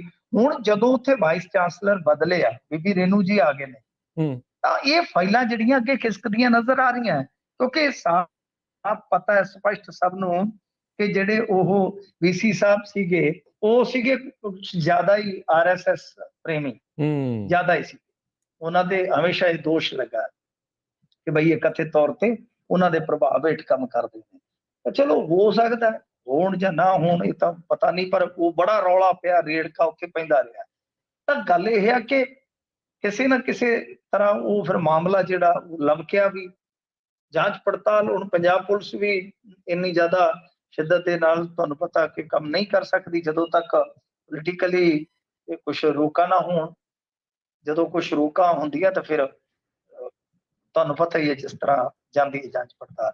ਤਾਂ ਹੁਣ ਇਹ ਰਜਿਸਟਰਾਰ ਨੇ ਜਿਹੜੇ ਵਰਮਾ ਸਾਹਿਬ, ਉਹਨਾਂ ਨੇ ਕਿਹਾ ਕਿ ਪੀਯੂ ਵਿਜੀਲੈਂਸ ਦੀ ਰਿਪੋਰਟ ਨੂੰ ਆਧਾਰ ਬਣਾ ਕੇ ਯੂਟੀ ਪੁਲਿਸ ਨੂੰ ਕਾਰਵਾਈ ਲਈ ਲਿਖਿਆ ਗਿਆ। ਕੁਲਪਤੀ ਵੱਲੋਂ ਇਸ ਦੇ ਲਈ ਮਨਜ਼ੂਰੀ ਦੇ ਦਿੱਤੀ ਗਈ ਹੈ। ਦਰਅਸਲ ਪਹਿਲਾਂ ਕੀ ਸੀਗਾ ਕਿ ਪੰਜਾਬ ਪੁਲਿਸ ਦਾ ਜ਼ਿਕਰ ਹੁੰਦਾ ਸੀਗਾ ਕਿ ਪੰਜਾਬ ਪੁਲਿਸ ਵੀ ਜਾਂਚ ਕਰ ਸਕਦੀ ਹੈ। ਕਿਉਂ? ਕਿਉਂਕਿ ਪੰਜਾਬ ਦਾ ਵੀ ਤੇ ਪੈਸਾ ਜਾਂਦਾ ਸੀਗਾ ਨਾ ਉਧਰ। ਹਾਂਜੀ, ਸਮਝਦੇ ਹੋ, ਪੰਜਾਬ ਵੀ ਫੰਡ ਦਿੰਦਾ ਹੈ ਨਾ। ਪਰ ਜਿਵੇਂ ਮੈਂ ਤੁਹਾਨੂੰ ਕਿਹਾ ਕਿ ਰਾਜਨੀਤਿਕ ਇੱਛਾ ਸ਼ਕਤੀ ਇਧਰੋਂ ਤੇ ਨਹੀਂ ਸੀਗੀ, ਪਰ ਇਹ ਮਾਮਲੇ ਪਹਿਲਾਂ ਵੀ ਚਰਚਾ 'ਚ ਰਹੇ। ਹੁਣ ਕੀ ਹੈ ਕਿ ਹੁਣ ਇਹਨਾਂ ਨੇ ਜਦੋਂ ਕੁਲਪਤੀ ਜਿਹੜਾ ਹੁੰਦਾ ਹੈ, ਉਹ ਤਾਂ ਤੁਹਾਨੂੰ ਪਤਾ ਹੈ ਨਾ ਕਿ ਰਾਜ ਸਭਾ ਦਾ ਜਿਹੜਾ ਚੇਅਰਮੈਨ ਹੁੰਦਾ ਉਹ ਕੁਲਪਤੀ ਹੁੰਦਾ ਹੈ, ਤਾਂ ਉਹਨਾਂ ਦੀ ਮਨਜ਼ੂਰੀ ਲਈ ਗਈ ਇਸ ਮਾਮਲੇ 'ਚ। ਜਿਹੜੇ ਨਵੇਂ ਵੀਸੀ ਆਏ ਆ ਉਹਨਾਂ ਨੇ ਫਾਈਲ ਜਿਹੜੀ ਹੈ ਉਹ ਅੱਗੇ ਤੋਰ ਦਿੱਤੀ ਆ। ਤੇ ਇਹਦੇ ਵਿੱਚ ਯੂਟੀ ਵਿਜੀਲੈਂਸ ਜਿਹੜੀ ਹੈ ਉਹ ਬਈ ਯੂਟੀ ਪੁਲਿਸ ਜਿਹੜੀ ਹੈ ਪੀਯੂ ਵਿਜੀਲੈਂਸ ਦੀ ਰਿਪੋਰਟ ਤੇ ਕਾਰਵਾਈ ਕਰ ਸਕਦੀ ਹੈ। ਕਾਫੀ ਮਾਮਲੇ ਸੀਗੇ, ਜੇ ਮੈਂ ਗਿਣਾਵਾਂ, ਇੱਕ ਤਾਂ 300 ਤੋਂ ਵੱਧ ਕੰਟਰੈਕਟ ਕਰਮਚਾਰੀ ਰੱਖੇ ਸੀਗੇ, ਉਹਨਾਂ 'ਚ ਕਮਿਸ਼ਨ ਖੋਰੀ ਦਾ ਦੋਸ਼ ਆ। ਹੋਸਟਲ ਸੈਸ ਦੇ ਠੇਕੇ, ਕੰਸਟਰਕਸ਼ਨ ਵਰਕ ਵਿੱਚ ਵੱਡੇ ਪੱਧਰ ਤੇ ਘੁਟਾਲੇ, ਇਹ ਕੁਝ ਇਸ ਤਰ੍ਹਾਂ ਦੇ ਮਾਮਲੇ ਸੀ ਜਿਹੜੇ ਉੱਥੇ ਉੱਠਦੇ ਰਹੇ। ਜੀ ਜੀ ਜੀ ਬਿਲਕੁਲ। ਸੋ ਦੇਖੋ ਅੱਗੇ ਕੀ ਬਣਦਾ ਇਹਨਾਂ ਦਾ। ਅਗਲੀ ਮਿੰਟੂ ਜੀ ਗੱਲ ਕਰੀਏ, ਜਲਾਲਾਬਾਦ ਵੱਲੋਂ ਜਾਂਦੇ ਅਧਿਆਪਕ ਫਿਰ ਹੋਏ ਹਾਦਸੇ ਦਾ ਸ਼ਿਕਾਰ ਆ। ਰੀਸੈਂਟਲੀ ਵੀ ਹੋਏ ਸੀ ਹਾਦਸੇ, ਉਹਨਾਂ ਵਿੱਚ ਮੈਨੂੰ ਲੱਗਦਾ ਕਈ ਅਧਿਆਪਕਾਂ ਦੀ ਜਾਨ ਵੀ ਚਲੇ ਗਈ ਸੀ। ਹਾਂਜੀ ਹਾਂਜੀ, ਜਾਨ ਚਲੇ ਗਈ ਸੀਗੀ ਜੀ। 4 ਜਣੇ ਮਰੇ ਸਨ ਤੇ ਜਿਹਦੇ ਚ 3 ਅਧਿਆਪਕ ਸੀਗੇ। ਤਾਂ ਹੁਣ ਫੇਰ ਕੀ ਹੋਇਆ ਕਿ ਜਿਵੇਂ ਦੱਸ ਕੇ ਹਟਿਆ ਮੈਂ ਤੁਹਾਨੂੰ ਕਿ ਮੌਸਮ ਬੜਾ ਖਰਾਬ ਹੈ, ਤੇ ਉਹ ਜੀ ਜਾਂਦੇ ਸੀ ਕਿ ਸਫੈਦਾ ਸੜਕਾਂ ਤੇ, ਤੁਹਾਨੂੰ ਪਤਾ ਸਫੈਦੇ ਵੀ ਬੜੇ ਭਾਰੇ ਹੁੰਦੇ ਨੇ। ਉਹ ਸਫੈਦਾ ਜਿਹੜਾ ਸੀ ਉਹ ਗੱਡੀ ਦੇ ਉੱਤੇ ਹੀ ਡਿੱਗ ਪਿਆ ਤੇ ਇਹ ਜਿਹੜੇ 8-10 ਅਧਿਆਪਕ ਸੀਗੇ ਉਹ ਫੱਟੜ ਹੋ ਗਏ, ਕੁਛ ਜ਼ਿਆਦਾ ਵੀ ਫੱਟੜ ਨੇ। ਦੇਖੋ ਸਮੱਸਿਆ ਤੇ ਉਹੀ ਆ ਕਿ ਜਲਾਲਾਬਾਦ, ਅਬੋਹਰ, ਫਾਜ਼ਿਲਕਾ ਇਸ ਏਰੀਏ ਚੋਂ ਜੇ ਕਿਸੇ ਮਾਸਟਰਨੀ ਨੇ ਉਹ ਜਾਣਾ ਕਿੱਥੇ? ਵਲਟੋਏ, ਸ਼ਾਮ ਨੂੰ ਫਿਰ ਪਰਤਣਾ। ਤੁਸੀਂ ਅੰਦਾਜ਼ਾ ਤੇ ਲਾ ਕੇ ਦੇਖੋ ਨਾ ਕਿ ਪੰਜਾਬ ਦੇ ਇੱਕ ਕੋਨੇ ਚੋਂ ਦੂਸਰੇ ਪਾਸੇ ਨੂੰ ਜਾਣਾ ਆ। ਹਾਂ। ਤਾਂ ਅਸੀਂ ਬਥੇਰੀ ਵਾਰੀ ਇਹ ਗੱਲ ਚੁੱਕੀ ਆ ਕਿ ਭਾਈ ਤੁਸੀਂ ਘੱਟੋ ਘੱਟ ਕਿਸੇ ਆਪਣੇ ਜ਼ਿਲ੍ਹੇ ਦੇ ਵਿੱਚ ਤੇ ਟੀਚਰ ਨੂੰ ਰੱਖੋ ਨਾ ਕਿਸੇ ਸਟੇਸ਼ਨ ਤੇ। ਠੀਕ ਹੈ, ਚਲੋ ਘੱਟ ਵੱਧ ਹੋ ਜਾਂਦੀ ਹੈ ਟੀਚਰਾਂ ਦੀ। ਦੂਜੀ ਗੱਲ ਇਹ ਆ ਕਿ ਜਿੱਥੇ ਨਹੀਂ ਟੀਚਰ ਹੈਗੇ, ਉੱਥੋਂ ਤੁਸੀਂ ਭਰਤੀ ਵੀ ਕਰ ਸਕਦੇ ਹੋ। ਤੁਹਾਡੇ ਕੋਲ ਕਿਹੜਾ ਟੀਚਰਾਂ ਦੀ ਘਾਟ ਆ? ਹੂੰ। ਟੈਟ ਪਾਸ ਕਿੰਨੇ ਫਿਰਦੇ ਨੇ ਵਿਚਾਰੇ। ਤੇ ਜੇ ਮੰਨ ਲਓ ਸਾਰੇ ਟੀਚਰ ਹੈਗੇ ਨੇ ਤੁਹਾਡੇ ਕੋਲ, ਤੁਸੀਂ ਕਹਿੰਦੇ ਹੋ ਕਿ ਅਸੀਂ ਭਰਤੀਆਂ ਕੀਤੀਆਂ ਹੋਈਆਂ, ਤਾਂ ਫਿਰ ਇਹਦਾ ਮਤਲਬ ਇਹ ਆ ਕਿ ਤੁਹਾਡੀਆਂ ਨਿਯੁਕਤੀਆਂ ਜਿਹੜੀਆਂ ਉਹ ਗਲਤ ਨੇ। ਫਿਰ ਉਹ ਨੀਤੀ ਠੀਕ ਕਰ ਲਓ। ਆ ਤਾਂ ਹੁਣ ਇੱਕ ਜੱਗੋਂ ਤੇਰਵੀਂ ਗੱਲ ਹੈ ਨਾ, ਕਿਉਂਕਿ ਹਾਂਜੀ। ਇਹ ਪਹਿਲਾ ਹਾਦਸਾ ਨਹੀਂ ਹੈ। ਸਾਡੇ ਇਸ ਏਰੀਏ ਦੇ ਵਿੱਚੋਂ ਇਹ ਕਾਫੀ ਅਧਿਆਪਕ ਨੇ। ਇੱਕ ਪਿੰਡ ਤੇ ਇਹੋ ਜਿਹਾ ਸਾਡੇ ਇਸ ਏਰੀਏ 'ਚ ਅਬੋਹਰ ਏਰੀਏ ਦੇ ਵਿੱਚ, ਜਿਹੜਾ ਸਾਰੇ ਮਤਲਬ ਕਿ ਅਧਿਆਪਕਾਂ ਦਾ ਪਿੰਡ ਵੱਜਦਾ ਹੈ। ਮੁੰਡੇ ਕੁੜੀਆਂ ਬਹੁਤ ਟੀਚਰ ਨੇ। ਗੱਲ ਇਹ ਹੈ ਕਿ ਤੀਜਾ ਚੌਥਾ ਹਾਦਸਾ ਹੈ ਜਿੰਨਾ ਕੁ ਮੈਨੂੰ ਯਾਦ ਹੈ, ਜਿਹਦੇ 'ਚ ਹੁਣ ਤੱਕ ਕਈ ਅਧਿਆਪਕਾਵਾਂ ਮਰ ਚੁੱਕੀਆਂ ਨੇ। ਇਹਨਾਂ ਨੂੰ ਚਾਹੀਦਾ ਕਿ ਇਸ ਸਮੱਸਿਆ ਦਾ ਹੱਲ ਕਰਨ। ਤੇ ਠੀਕ ਹੈ, ਕੋਈ 20-40 ਕਿਲੋਮੀਟਰ ਤੇ ਬੰਦਾ ਜਾਣ ਆਉਣ ਕਰ ਸਕਦਾ ਹੈ। ਤੁਸੀਂ ਦੇਖੋ ਕਿ ਇਹ ਜਿਹੜੀਆਂ ਬੀਬੀਆਂ ਨੇ ਅਧਿਆਪਕਾਂ, ਉਹ ਕਿੰਨੇ ਦਬਾਅ ਹੇਠ ਹੋਣਗੀਆਂ। ਤੜਕੇ ਕਿੰਨੇ ਵਜੇ ਉੱਠਦੀਆਂ ਹੋਣਗੀਆਂ, ਸ਼ਾਮ ਨੂੰ ਕਿੰਨੇ ਵਜੇ ਆਉਣਾ, ਬੱਚੇ ਵੀ ਪਾਲਣੇ ਨੇ, ਫਿਰ ਬਈ ਖਾਵੰਦ ਉਹਦੇ ਨਾਲ ਵੀ ਟਾਈਮ ਬਿਤਾਉਣਾ, ਸਾਰਾ ਕੁਝ ਦੇਖਣਾ ਕਰਨਾ, ਆਪਦੀ ਕਲਾਸ ਦੀ ਵੀ ਤਿਆਰੀ ਕਰਨੀ ਹੈ। ਕਿੰਨਾ ਹੈਵੀ ਪ੍ਰੈਸ਼ਰ ਹੋਏਗਾ ਜ਼ਿੰਦਗੀ ਤੇ। ਹੂੰ। ਨਹੀਂ ਬਿਲਕੁਲ ਜੀ, ਬੜਾ ਔਖਾ ਜਿਹੜਾ ਇਸ ਟਾਈਮ ਅਧਿਆਪਕਾਂ ਦੇ ਲਈ ਜਿਹੜਾ ਚੱਲ ਰਿਹਾ। ਪਹਿਲੋਂ ਬਾਕੀ ਜਿਹੜੇ ਕੰਮ ਤੇ ਹੁਣ ਇੰਨਾ ਜ਼ਿਆਦਾ ਨਾਲ ਜਿਹੜਾ ਸਫ਼ਰ ਆ, ਇਹ ਦੋਨੋਂ ਪੰਜਾਬੀ ਵਾਲੇ ਦੇ ਨਾਲ ਅੰਗਰੇਜ਼ੀ ਵਾਲਾ ਸਫ਼ਰ ਵੀ ਵਿਚਾਰਿਆਂ ਨੂੰ ਕਰਨਾ ਪੈ ਰਿਹਾ ਹੈ। ਅਗਲੀ ਮਿੰਟੂ ਜੀ ਗੱਲ ਕਰੀਏ, ਰਾਹੁਲ ਗਾਂਧੀ ਨੇ ਕਹਿੰਦੇ ਵੀ ਕੀਤੀ ਸਜ਼ਾ ਖਿਲਾਫ ਅਪੀਲ। ਹਾਂਜੀ, ਦੇਖੋ ਰਾਹੁਲ ਗਾਂਧੀ ਨੇ ਸਜ਼ਾ ਦੇ ਖਿਲਾਫ ਅਪੀਲ ਕਰਨੀ ਸੀਗੀ ਨਾ, ਕਿਉਂਕਿ ਨਹੀਂ ਤਾਂ ਫਿਰ ਸਜ਼ਾ ਭੁਗਤਣੀ ਪਵੇਗੀ। ਅੱਜ ਹੂੰ, ਹੂੰ। ਸੂਰਤ ਕੋਰਟ ਦੇ ਵਿੱਚ ਜਾ ਕੇ ਇਹਨਾਂ ਨੇ ਆਪਣੀ ਜ਼ਮਾਨਤ ਹਾਸਲ ਕਰ ਲਈ ਆ, ਜ਼ਮਾਨਤ ਮਿਲ ਗਈ ਆ। ਤਾਂ ਹੁਣ ਸਜ਼ਾ ਤੇ ਸੁਣਵਾਈ ਜਿਹੜੀ ਆ ਉਹ ਹੋਏਗੀ, ਸਜ਼ਾ ਸਟੇ ਹੋ ਜਾਏਗੀ। ਹੂੰ, ਹੂੰ। ਕਿਉਂਕਿ ਜਦੋਂ ਜ਼ਮਾਨਤ ਹੀ ਮਿਲ ਗਈ, ਹੁਣ ਅੰਦਰ ਤਾਂ ਜਾਣਾ ਹੀ ਨਹੀਂ ਹੈ, ਤਾਂ ਸਜ਼ਾ ਤਾਂ ਸਟੇ ਹੋ ਗਈ ਨਾ। ਤਾਂ ਹਾਂਜੀ। ਪੱਕੀ ਬੇਲ ਮਿਲ ਜਾਏਗੀ ਇਹਨਾਂ ਨੂੰ। ਇੰਟਰਮ ਮਿਲ ਗਈ ਆ, ਪੱਕੀ ਮਿਲ ਜਾਏਗੀ। ਤਾਂ ਇਹਦਾ ਮਤਲਬ ਇਹੋ ਹੈ ਕਿ ਰਾਹੁਲ ਗਾਂਧੀ ਕੋਲ ਗਾਂ ਫਿਰ ਆਪਸ਼ਨ ਹੋਣਗੇ ਕਿ ਉਹ ਹਾਈ ਕੋਰਟ ਜਾਂ ਸੁਪਰੀਮ ਕੋਰਟ 'ਚੋਂ ਆਰਡਰ ਕਰਾ ਲਿਆਏਗਾ ਆਪਦੀ ਬਹਾਲੀ ਦੇ। ਠੀਕ ਹੈ। ਇਹ ਹੁਣ ਦੇਖਣਾ ਦਿਲਚਸਪ ਹੋਏਗਾ ਕਿ ਕੀ ਬਹਾਲੀ ਵਾਸਤੇ ਰਾਹੁਲ ਗਾਂਧੀ ਕੋਸ਼ਿਸ਼ ਕਰਦਾ ਹੈ ਜਾਂ ਇਕੱਲੀ ਸਜ਼ਾ ਤੱਕ। ਕਿਉਂਕਿ ਸਜ਼ਾ ਤਾਂ ਹੁਣ ਪੰਗਾ ਇਹ ਹੈ ਨਾ ਕਿ ਤੁਹਾਨੂੰ ਮੰਨ ਲਓ ਖੜੇ ਪੈਰ ਫਿਰ ਅੰਦਰ ਜਾਣਾ ਪੈਂਦਾ। ਹੂੰ, ਅੰਦਰ ਹੂੰ। ਜਾਓਗੇ ਤਾਂ 2 ਸਾਲ ਉਹ ਕੱਟੋ ਤੇ 6 ਸਾਲ ਉਹਦਾ ਬਨਵਾਸ। 6 ਸਾਲ ਇਲੈਕਸ਼ਨ ਨਹੀਂ ਲੜ ਸਕਦੇ, 8 ਸਾਲ ਕੌਣ ਇੰਤਜ਼ਾਰ ਕਰੇਗਾ। ਸੋ ਇਸ ਕਰਕੇ ਇਹ ਕਰਨਾ ਹੀ ਪੈਣਾ ਸੀਗਾ। ਅੱਜ ਭੈਣ ਭਰਾ ਇੱਥੋਂ ਦਿੱਲੀੋਂ ਰਵਾਨਾ ਹੋਏ ਨੇ, ਸੂਰਤ ਕੋਰਟ ਦੇ ਵਿੱਚ ਹਾਜ਼ਰ ਹੋ ਕੇ ਰਾਹੁਲ ਗਾਂਧੀ ਨੇ ਆਪਣੀ ਜਿਹੜੀ ਅਪੀਲ ਆ ਉਹ ਫਾਈਲ ਕਰ ਦਿੱਤੀ। ਇਹਨੂੰ ਅਪੀਲ ਹੀ ਬੋਲਦੇ ਆ, ਕਿਉਂਕਿ ਲੋਅਰ ਕੋਰਟ ਸਜ਼ਾ ਕਰ ਦਿੰਦਾ ਤਾਂ ਫਿਰ ਤੁਸੀਂ ਇਹ ਦੇਖਣਾ ਹੁੰਦਾ ਕਿ ਕੀ ਸਜ਼ਾ ਭੁਗਤਣੀ ਹੈ ਜਾਂ ਉਸ ਸਜ਼ਾ ਨੂੰ ਚੁਣੌਤੀ ਦੇਣੀ ਹੈ। ਰਾਹੁਲ ਗਾਂਧੀ ਕੋਲ ਆਪਸ਼ਨ ਇਹੋ ਸੀਗਾ ਕਿ ਸਜ਼ਾ ਨੂੰ ਚੁਣੌਤੀ ਦੇਵੇਗਾ, ਕਿਉਂਕਿ ਕੇਸ ਨੂੰ ਮਨਜ਼ੂਰ ਕਰਨ ਦਾ ਜਾਂ ਸਜ਼ਾ ਨੂੰ ਮਨਜ਼ੂਰ ਕਰਨ ਦਾ ਮਤਲਬ ਤੇ ਇਹੋ ਨਾ ਕਿ ਫਿਰ ਤੁਸੀਂ ਜੇਲ੍ਹ ਦੇ ਵਿੱਚ ਜਾਓ। ਹੂੰ, ਹੂੰ, ਹੂੰ, ਹੂੰ। ਦੂਸਰੇ ਪਾਸੇ ਇਹ ਬੜਾ ਜ਼ੋਰ ਲੱਗਾ ਪਿਆ ਹੁਣ। ਇਹ ਕਹਿੰਦੇ ਆ ਕਿ ਇਹ ਜੁਡੀਸ਼ਰੀ ਤੇ ਦਬਾਅ ਬਣਾਉਣ ਦਾ ਯਤਨ ਕਰ ਰਹੇ, ਕਿਉਂਕਿ ਉੱਥੇ ਸੜਕਾਂ ਤੇ ਕਾਂਗਰਸੀ ਉਤਰੇ ਹੋਏ ਸਨ। ਦੂਸਰੇ ਪਾਸੇ ਕਰਨਾਟਕ ਦੇ ਵਿੱਚ ਬਹੁਤ ਜ਼ਬਰਦਸਤ ਲੜਾਈ ਹੋ ਰਹੀ ਹੈ, ਗਹਿ ਕੱਚ ਲੜਾਈ। ਉਹ ਕਰਪਸ਼ਨ ਦੇ ਮੁੱਦੇ ਤੇ ਵੀ ਹੈ। ਦੋਵੇਂ ਧਿਰਾਂ ਇੱਕ ਦੂਜੇ ਤੇ ਬਹੁਤ ਉੱਥੇ ਵੀ ਨਿਸ਼ਾਨੇ ਕੱਸ ਰਹੀਆਂ ਨੇ। ਹੂੰ। ਜੀ ਬਿਲਕੁਲ, ਇਹ ਮੁੱਦਾ ਤਾਂ ਬਹੁਤ ਜਿਹੜਾ ਗਰਮਾਇਆ ਰਿਹਾ ਆ ਤੇ ਮੈਨੂੰ ਲੱਗਦਾ ਆਉਣ ਵਾਲੇ ਸਮੇਂ 'ਚ ਵੀ ਗਰਮਾਉਣਾ ਹੀ ਹੈ, ਰਹਿਣਾ ਹੀ ਆ। ਜਾਂਦੇ-ਜਾਂਦੇ ਗੱਲ ਕਰ ਲਈਏ ਮਿੰਟੂ ਜੀ, ਮੋਦੀ ਹੁਣੀ ਕਹਿੰਦੇ ਜਸੂਸੀ ਦੇ ਲਈ ਨਵਾਂ ਸਾਫਟਵੇਅਰ ਲੱਭ ਰਹੇ ਆ। ਪੈਗਾਸਸ ਨੂੰ ਅਮਰੀਕਾ ਵਾਲਿਆਂ ਨੇ ਤਾਂ ਬਲੈਕਲਿਸਟ ਕਰਤਾ ਸੀ, ਹੁਣ ਉਹਦੀ ਥਾਂ ਤੇ ਕੀ ਲੱਭਦੇ ਆ ਜੀ? ਇਹ ਦੇਖੋ ਪਿਛਲੇ ਦਿਨੀ ਨਾ ਸ਼ਾਇਦ ਫਾਈਨੈਂਸ਼ੀਅਲ ਐਕਸਪ੍ਰੈਸ ਨੇ ਖਬਰ ਲਾਈ ਸੀਗੀ ਕਿ ਫਾਈਨੈਂਸ਼ੀਅਲ ਟਾਈਮਜ਼ ਨੇ, ਬਈ ਹਾਂਜੀ। ਇਹ ਹੂੰ। ਫਾਈਨੈਂਸ਼ੀਅਲ ਟਾਈਮ, ਹਾਂਜੀ, ਇਹਨਾਂ ਨੇ ਖਬਰ ਲਾਈ ਸੀਗੀ। ਉਸ ਤੋਂ ਬਾਅਦ ਫਿਰ ਇਹ ਰਾਜਨੀਤੀ ਜਿਹੜੀ ਭਖੀ ਹੈ। ਉਹਨਾਂ ਨੇ ਆਖਿਆ ਸੀਗਾ ਕਿ ਬਈ ਇਹ ਖਾਸਾ ਵੱਡਾ ਬਜਟ ਜਿਹੜਾ ਰੱਖੀ ਬੈਠੇ ਨੇ ਤੇ ਇਸ ਵੇਲੇ ਕੰਪਨੀਆਂ ਦੇ ਨਾਲ ਗੱਲਬਾਤ ਕਰ ਰਹੇ ਆ ਕਿ ਕੋਈ ਨਵਾਂ ਸਪਾਈਵੇਅਰ ਜਿਹੜਾ ਹੈ ਉਹ ਲੈ ਕੇ ਆਉਣ। ਉਹ ਪੈਗਾਸਸ ਵਾਲਾ ਤੇ ਅੱਗੇ ਇੱਥੇ ਰੱਟਾ ਪਿਆ। ਹੂੰ। ਉਹਦੇ ਚ ਹਾਲਾਂਕਿ ਜਿਵੇਂ ਤੁਸੀਂ ਦੇਖਿਆ ਫਰਾਂਸ ਦੇ ਵਿੱਚ, US ਦੇ ਵਿੱਚ ਐਕਸ਼ਨ ਹੋ ਗਿਆ ਸੀਗਾ। ਹਾਂਜੀ। ਪਰ ਇੱਥੇ ਇੱਥੇ ਗੱਲ ਜਿਹੜੀ ਉਹ ਫਿਰ ਰਾਜਨੀਤੀ ਉਸੇ ਚੱਕਰ ਦੇ ਵਿੱਚ ਹੀ ਹੁੰਦੀ ਹੈ। ਸੁਪਰੀਮ ਕੋਰਟ ਤੱਕ ਮਾਮਲਾ ਗਿਆ ਸੀਗਾ। ਸੁਪਰੀਮ ਕੋਰਟ ਨੇ ਕਮੇਟੀ ਵੀ ਬਣਾਈ, ਪਰ ਮਾਮਲਾ ਰੱਦੂ-ਬੱਦੂ ਹੋ ਗਿਆ।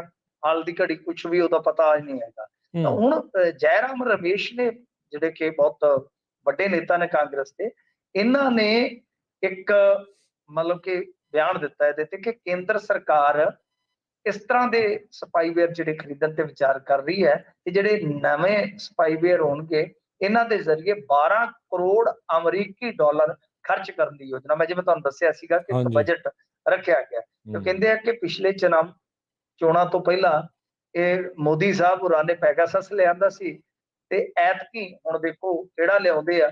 ਪਿਛਲੀ ਵਾਰੀ ਵੀ ਇਹਨਾਂ ਨੇ ਅਹਿਮ ਵਿਅਕਤੀਆਂ ਦੇ ਇੱਥੋਂ ਤੱਕ ਕਿ ਜੱਜਾਂ ਤੇ ਜਿਹੜੇ ਮਤਲਬ ਕਿ ਹੋਰ ਇਲੈਕਸ਼ਨ ਕਮਿਸ਼ਨ ਦੇ ਵਿੱਚ ਕੰਮ ਕਰਦੇ ਸੀਗੇ ਅਧਿਕਾਰੀ, ਉਹਨਾਂ ਦੇ ਸਾਰਿਆਂ ਦੇ ਫੋਨ ਇਹਨਾਂ ਨੇ ਜਸੂਸੀ ਤੇ ਲਾਏ ਸੀਗੇ। ਮਤਲਬ ਸਿੱਧਾ ਕਾਂਗਰਸ ਜੋੜ ਰਹੀ ਹੈ ਇਸ ਨੂੰ ਜੀ। ਇਲੈਕਸ਼ਨ ਦੇ ਨਾਲ, ਹੂੰ, ਕਿ ਹੂੰ, ਹੂੰ। ਜਿੱਦਾਂ ਅੱਗੇ ਇਹਨਾਂ ਨੇ ਇਲੈਕਸ਼ਨਾਂ ਤੋਂ ਪਹਿਲਾਂ ਕੀਤਾ ਸੀਗਾ, ਹੁਣ ਉਹੀ ਕਾਰਾ ਫੇਰ ਦੁਹਰਾਇਆ ਜਾ ਰਿਹਾ ਵਾ। ਮਤਲਬ ਹੂੰ। ਕਿ ਇਲੈਕਸ਼ਨ ਤੋਂ ਪਹਿਲਾਂ ਕੋਈ ਇਹ ਜਸੂਸੀ ਵਾਸਤੇ ਲਿਆਉਣਗੇ ਤਾਂ ਕਿ ਅਹਿਮ ਵਿਅਕਤੀਆਂ ਦੀ, ਅਹਿਮ ਹਸਤੀਆਂ ਦੀ ਜਸੂਸੀ ਜਿਹੜੀ ਹੈ ਇਹ ਲਗਾਤਾਰ ਕਰਨ। ਤੇ ਵੈਸੇ ਵੀ ਤੁਹਾਨੂੰ ਪਤਾ ਇਲੈਕਸ਼ਨ ਦੇ ਵਿੱਚ ਇਹਨਾਂ ਚੀਜ਼ਾਂ ਦੇ ਵਿਵਾਦ ਅੱਜ ਕੱਲ ਹੁਣ ਤਾਂ ਉਹ ਇੰਟਰਨੈਸ਼ਨਲ ਹੀ ਹੋ ਗਏ ਆ, ਚਾਹੇ ਹੂੰ। USA ਆ, ਕੈਨੇਡਾ ਆ, UK ਆ, ਬਥੇਰੇ ਦੇਸ਼ਾਂ ਦੇ ਵਿੱਚ ਇਹ ਚੀਜ਼ਾਂ ਚੱਲਦੀਆਂ ਨੇ। ਤਾਂ ਇਹਦੇ ਵਿੱਚ ਹੁਣ ਇੱਕ ਤਰ੍ਹਾਂ ਨਾਲ ਕਹਿ ਲਓ ਕਿ ਵਿਦੇਸ਼ੀ ਦਖਲ ਤੋਂ ਬਾਅਦ ਆ ਇੱਕ ਨਵਾਂ ਵਿਵਾਦ ਨਜ਼ਰ ਆ ਰਿਹਾ ਕਿ ਜਿਹੜਾ ਸ਼ਾਮਲ ਹੋ ਗਿਆ ਇਸ ਲਿਸਟ ਦੇ ਵਿੱਚ, ਕਿ ਚੋਣਾਂ ਤੋਂ ਪਹਿਲਾਂ ਜਸੂਸੀ। ਇਹਦਾ ਮਤਲਬ ਇਹ ਹੈ ਕਿ ਆਉਣ ਵਾਲੇ ਸਮੇਂ ਦੇ ਵਿੱਚ ਸੋਸ਼ਲ ਮੀਡੀਆ ਵਗੈਰਾ ਇਹ ਚੀਜ਼ਾਂ ਜਿਹੜੀਆਂ ਨੇ ਉਹ ਬਹੁਤ ਵੱਡਾ ਰਾਜਨੀਤਿਕ ਮਤਲਬ ਕਿ ਪ੍ਰਭਾਵ ਪਾਉਣ ਦਾ ਸਾਧਨ ਬਣ ਗਈਆਂ ਤੇ ਇਹਨਾਂ ਤੇ ਬਹੁਤ ਜ਼ਿਆਦਾ ਸਿਆਸਤ ਹੋਏਗੀ ਆਉਣ ਵਾਲੇ ਸਮੇਂ 'ਚ। ਮਤਲਬ ਕਿ ਤਕਨੀਕ ਤੇ ਬਹੁਤ ਜ਼ਿਆਦਾ ਰਾਜਨੀਤੀ ਆਪਾਂ ਨੂੰ ਵੇਖਣ ਨੂੰ ਮਿਲੇਗੀ। ਹੂੰ। ਜੀ, ਜੀ, ਜੀ, ਬਿਲਕੁਲ। ਸੋ ਇਹ ਜਿਹੜਾ ਵੀ ਸੱਤਾ ਦੇ ਵਿੱਚ ਹੁੰਦਾ ਦੂਜੇ ਨੂੰ ਨੱਪਣ ਦੇ ਲਈ ਇੱਦਾਂ ਜਿਹੜਾ ਉਹ ਕਰ ਰਿਹਾ। ਅਮਰੀਕਾ ਦੇ ਇੱਕ ਰਾਸ਼ਟਰਪਤੀ ਨੂੰ ਅਸਤੀਫਾ ਦੇਣਾ ਪਿਆ ਸੀ ਨਿਕਸਨ, ਉਹਨਾਂ ਨੇ ਵੀ ਆਪਣੇ ਅੱਜ ਵਿਰੁੱਧ ਵਾਟਰ ਵਾਟਰਗੇਟ ਜਿਹੜਾ ਸਾਰਿਆਂ ਨੂੰ ਯਾਦ ਹੋਣਾ, ਪਰ ਇੱਥੇ ਤੇ ਮੈਨੂੰ ਲੱਗਦਾ ਵਾਟਰਗੇਟ ਹੁਣ ਆਮ ਹੀ ਚੱਲਦੇ ਆ। ਸੋ ਬੜੀ ਮਿਹਰਬਾਨੀ ਮਿੰਟੂ ਇੱਥੇ ਤਾਂ ਜੀ। ਟਮਾਟਰ ਗੱਡੀ ਚੱਲਦੇ ਆ ਸਾਡੇ ਵਾਲੇ ਪਾਸੇ। ਵਾਟਰਗੇਟ ਦੇ ਨਾਲ ਟਮਾਟਰ, ਸਹੀ ਗੱਲ ਹੈ। ਬਹੁਤ ਮਿਹਰਬਾਨੀ ਮਿੰਟੂ ਜੀ, ਮਿਲਦੇ ਹਾਂ ਫਿਰ ਅਗਲੀ ਵਾਰੀ। ਸਤਿ ਸ਼੍ਰੀ ਅਕਾਲ ਜੀ। ਸਤਿ ਸ੍ਰੀ ਅਕਾਲ। ਜੀ, ਸੋ ਇਹ ਸਨ ਮਿੰਟੂ ਗੁਰਸਰੀ ਜੀ, ਜਿਨ੍ਹਾਂ ਨੇ ਆਪਾਂ ਨੂੰ ਪੰਜਾਬ ਦੀਆਂ ਅਹਿਮ ਭਾਰਤ ਦੀਆਂ ਅਹਿਮ ਖਬਰਾਂ ਦੇ ਉੱਤੇ ਬਾਰੇ ਜਿਹੜਾ ਦੱਸਿਆ। ਇੱਕ ਬ੍ਰੇਕ ਲੈਂਦੇ ਹਾਂ, ਬ੍ਰੇਕ ਤੋਂ ਬਾਅਦ ਦੇ ਵਿੱਚ ਕੁਛ ਹੋਰ ਖਬਰਾਂ ਵੀ ਤੁਹਾਨੂੰ ਜਿਹੜੀਆਂ ਉੱਥੇ ਦੀਆਂ ਦੱਸਦੇ ਹਾਂ, ਤੇ ਫਿਰ ਉਸ ਤੋਂ ਉਪਰੰਤ ਲੈ ਕੇ ਹਾਜ਼ਰ ਹੋਵਾਂਗੇ ਅਪਡੇਟ ਅਮਰੀਕਾ ਪ੍ਰੋਗਰਾਮ, ਜਿਸ ਦੇ ਵਿੱਚ ਅਮਰੀਕਾ ਤੇ ਮੁਲਕ ਭਰ ਦੀਆਂ ਦੇ ਉਸ ਦੇ ਨਾਲ ਵਿਸ਼ਵ ਭਰ ਦੀਆਂ ਦੁਨੀਆ ਦੀਆਂ ਜਿਹੜੀਆਂ ਅਹਿਮ ਖਬਰਾਂ ਦੇ ਉੱਤੇ ਝਾਤਖੋਰੀ ਕਰਾਂਗੇ। ਜੁੜੇ ਰਹਿਣਾ ਇੱਦਾਂ ਹੀ ਪੰਜਾਬੀ ਰੇਡੀਓ USA।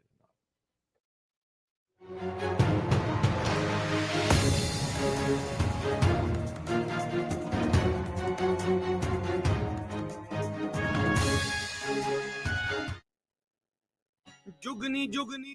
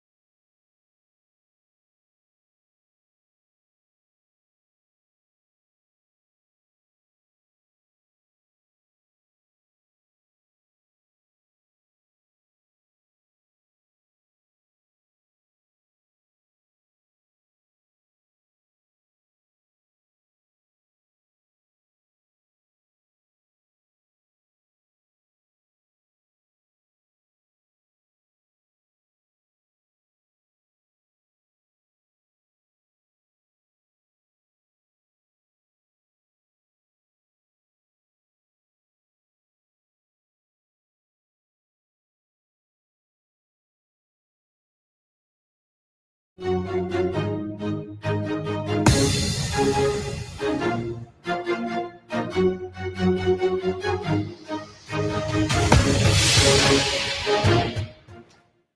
ਤੋਂ ਬਾਅਦ ਇੱਕ ਵਾਰੀ ਫਿਰ ਆਪ ਸਭ ਦਾ ਸਵਾਗਤ ਹੈ। ਪ੍ਰੋਗਰਾਮ ਚੱਲ ਰਿਹਾ ਜੀ ਖਬਰ ਤੇ ਨਜ਼ਰ। ਬ੍ਰੇਕ ਦੇ ਪਹਿਲੇ ਹਿੱਸੇ ਦੇ ਵਿੱਚ ਮਿੰਟੂ ਗੁਰੂ ਸਰੀਆ ਜੀ ਨੇ ਆਪਾਂ ਨੂੰ ਦੱਸਿਆ ਉੱਥੋਂ ਦੀਆਂ ਜਿਹੜੀਆਂ ਅਹਿਮ ਖਬਰਾਂ ਸਰਗਰਮੀਆਂ ਜਿਹੜੀਆਂ ਆ ਜੋ ਚੱਲ ਰਹੀਆਂ ਆ ਉਸ ਮਾਮਲੇ ਦੇ ਵਿੱਚ।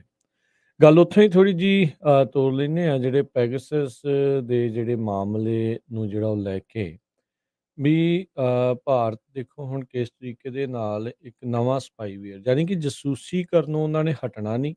ਉਸ ਦੇ ਲਈ $120 ਮਿਲੀਅਨ ਦੇ ਨਵੇਂ ਜਿਹੜੇ ਸਪਾਈਵੇਅਰ ਕੰਟਰੈਕਟ ਆ ਉਹ ਲੱਭ ਰਹੇ ਨੇ ਵੀ ਇੰਨੇ ਡਾਲਰ ਇੰਨੇ ਰੁਪਈਏ ਜਿਹੜੇ ਉਸ ਦੇ ਉੱਤੇ ਖਰਚਣ ਨੂੰ ਤਿਆਰ ਨੇ ਵੀ ਕੀ ਜਿਹੜਾ ਉਹ ਚੱਲ ਰਿਹਾ ਉਹਨਾਂ ਦੇ ਵਿਰੋਧੀ ਕੀ ਕਰ ਰਹੇ ਆ ਜਾਂ ਤੁਸੀਂ ਇਹ ਕਹ ਲਓ ਇਕੱਲਾ ਵਿਰੋਧੀ ਹੋਈ ਨਹੀਂ ਜਿਹੜਾ ਵੀ ਉਹਨਾਂ ਨੂੰ ਲੱਗਦਾ ਆ ਵੀ ਉਹਨਾਂ ਦੇ ਉਲਟਾ ਜਾਂ ਉਹਨਾਂ ਨੂੰ ਕੋਈ ਪ੍ਰੋਬਲਮ ਦੇ ਸਕਦਾ ਆ ਉਹਨਾਂ ਨੂੰ ਚੁਣੌਤੀ ਦੇ ਸਕਦਾ ਪ੍ਰੋਬਲਮ ਨਹੀਂ ਕਵਾਂਗੇ ਚੁਣੌਤੀ ਜਿਹੜਾ ਉਹਨਾਂ ਨੂੰ ਜਿਹੜਾ ਉਹ ਦੇ ਸਕਦਾ ਆ ਜਾਂ ਜਿਹੜਾ ਕੋਈ ਆਪਣੇ ਹੱਕ ਦੀ ਆਵਾਜ਼ ਜਿਹੜੀ ਉਹ ਚੱਕ ਰਿਹਾ ਆ ਵੀ ਉਹਨਾਂ ਦੀ ਜਾਸੂਸੀ ਜਿਹੜੀ ਆ ਉਹ ਕੀਤੀ ਜਾਵੇ।